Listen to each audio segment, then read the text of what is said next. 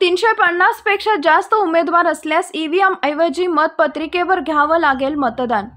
मनोज जरांगे यांच्या आवाहनानंतर समाजातील कमीत कमी 400 उमेदवारी घ्या, त्यामुळे प्रशासनाला मतपत्रिकेवर मतदान करायला भाग पाडावे।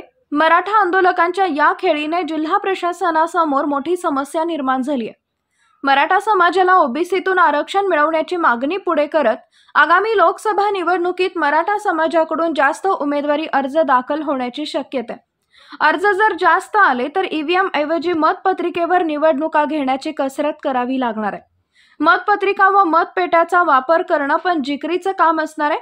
384 पेक्षा जास्त उमेदवार उभे राहिल्यास ईव्हीएम ऐवजी बॅलेट पेपरवर मतपत्रिकावर निवडणूक घ्यावी लागते।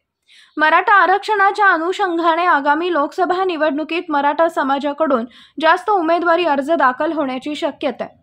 जास्त उमेदवारी अर्ज आल्यास ईव्हीएम ऐवजी मतपत्रिकेवर निवडणूक घ्यावी लागणार असल्याचं प्रशासनाचं म्हणणं आहे। मराठा आरक्षणासाठी राज्यात लढा सुरू आहे। या लढ्याला यश येत असताना सगळे सोयरीवरून सरकार आणि मराठा आंदोलकांमध्ये पुन्हा तणाव वाढलाय।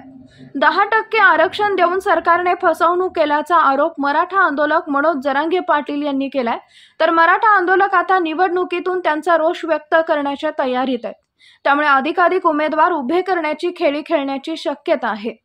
नवा महाराष्ट्र न्यूजसाठी कडेगावहून संपत आनंदराव जाधव। राजकारण, समाजकारण, कृषी, आरोग्य, क्रीडा, उद्योग त्याचबरोबर आपल्या भागातील प्रत्येक अचूक बातमीसाठी नवा महाराष्ट्र न्यूज चॅनलला लाईक, शेअर आणि सबस्क्राईब करा। तसेच सर्व नोटिफिकेशनसाठी बेल आयकॉन प्रेस करायला विसरू नका।